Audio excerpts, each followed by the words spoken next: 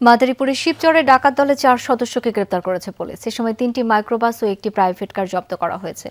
দুপুরে সংবাদ সম্মেলনে এসব তথ্য জানান সহকারী পুলিশ সুপার সালাউদ্দিন কাদের। জানান, গত 21 নভেম্বর রাতে ঢাকা থেকে শিবচরের শেখপুরে নিজ বাড়িতে ফিরছিলেন সলেমান নামের এক ব্যবসায়ী। জাদুয়ার চর এলাকায় পৌঁছলে ডিবি পুলিশ পরিচয়ে সলেমানের মাইক্রোবাসটি আটকানো হয়। গ্রেপ্তারের ভয় দেখিয়ে মাইক্রোবাসটি ছিনিয়ে নেয় ডাকাত দলের সদস্যরা।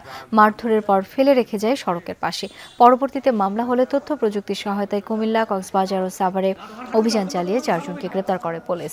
এই সময় 3টি মাইক্রোবাস ও একটি প্রাইভেট কারের সাথে জব্দ করা হয় গাড়ির একাধিক ভুয়া নম্বর প্লেট।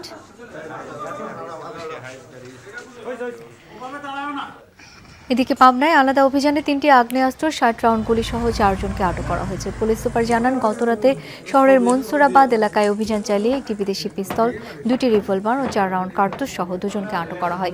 এছাড়া শহরের দক্ষিণ রাঘবপুর এলাকায় অভিযান চালিয়ে 53 রাউন্ড গুলি এবং পূর্ব শালগাড়িয়া এলাকার আওয়ালের বাসায় অভিযান চালিয়ে 3 রাউন্ড গুলি সহ 2 জনকে আটক করে ডিবি পুলিশ।